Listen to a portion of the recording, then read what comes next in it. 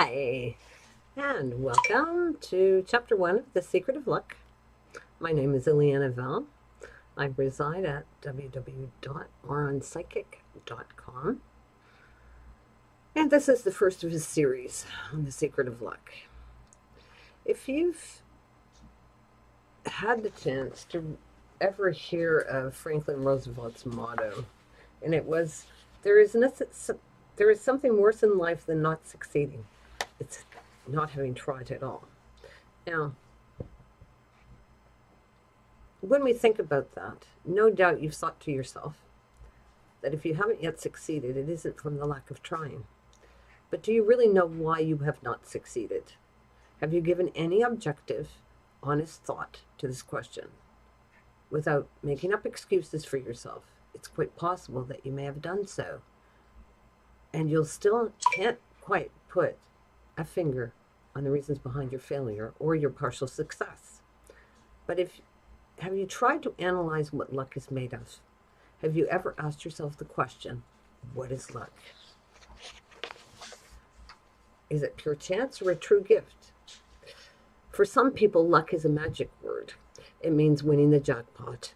It is a prayer offered to a mysterious God. It brings back memories of open sesame. In this form, it's a child's religion. All you have to do is ask. Obviously, this is very juvenile, but a great number of people believe this is the way luck works. However, the future is not something you should be waiting for. And that came from the French philosopher Michelet. And when someone asked the French author Stendhal if one needed to be gifted to become a writer, he replied, whether you're a genius or not, write 20 lines a day. Is luck a state of mind? Let's imagine you've had a stroke of luck, and that this stroke of luck, and it alone, allowed you to reach the position or the situation you always dreamed of, the happiness you always hoped for. In other words, all your desires came true. Do you really believe you could hold on to this situation or happiness if it was only due to a lucky turn of events? Would you build your future on the hope that this good fortune would reoccur? No. Happiness is not a condition like feeling better in the shade in the middle of July. It's action. It's a future that has to be built and rebuilt every day. And that comes from the French philosopher Alain. Stop for just a moment to think about all those people who have inherited money, who are completely incapable of managing the huge fortune that has become theirs. People who don't know how or cannot preserve the heritage left to them by their ancestors. And we see that openly every day by looking at lottery winners that have won millions or billions of dollars. And you hear stories of 2 or 3 years later, they're penniless. And this is a significant answer to that, okay? Luck is the spirit of initiative, okay? And in view of this, we begin to picture luck as being a way of life, a way of behaving, a way of acting, not some sort of gift from heaven or a miraculous condition, not like fate, whether it is good or bad, not like fatalism. We do not have to passively accept whatever happens like previous generations did.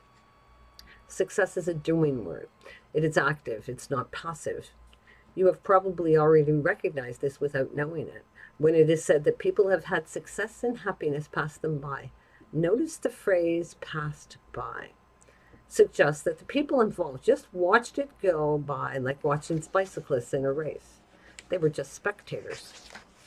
What was their reaction? Did they do anything to force luck to stop in front of them? So here are 2 quotes which illustrate perfectly the active form of luck. Luck comes for those who look for it. That's from French author R. Roland. And luck is the ability to adapt immediately to situations. French author A. Camus. Many work, but few meet with success. It is a step in the right direction if we agree that success and luck have nothing to do with chance.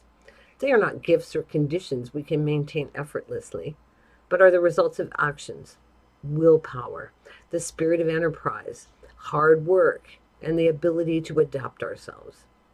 But is it enough? So many people work hard, show proof of an enterprising spirit, and give everything they've got without necessarily succeeding. There must be another factor that grafts itself onto all this hard work and powerful action. But what is it? What governs success? Is there a connection between luck and our physical appearance or our character? Is there a connection between luck and physical appearance? Think that through. That can't be. Just think of all the great men and women who have left their mark on history, or took a look at the photos of our present day leaders. How many are too short, too fat, too tall, badly proportioned, or even disabled? How many men and women have plain faces with irregular or even quite ugly features compared to the number of Apollos and Adonises that you see? Just stop to think for a moment, and you will realize that each period in history had its own beauties. Plus, the idea of beauty differs from country to country. Okay? The stars of history are often far removed from our present notions of beauty. I admit that a good-looking face and an athletic body help their owners towards success, but it is impossible to pinpoint a physical type that invariably succeeds. Similarly, it's impossible to define which type of character stands the best chance of succeeding. When one studies the lives of great people, this is even more true when you realize that psychological traits continue to evolve, that people's status can alter, and they can even meet with success. Here again, great men and women all have different personalities with a variety of assets and faults. Whether they are gentle or brutal, just or violent, rude or gentlemanly, ladylike, tyrant or liberal, they all have achieved their ambition. They succeeded. And herein concludes the end of Chapter 1. I hope you will come and see us from Chapter 2 at a later date. Love, light, and blessings. Namaste. Ileana Vela.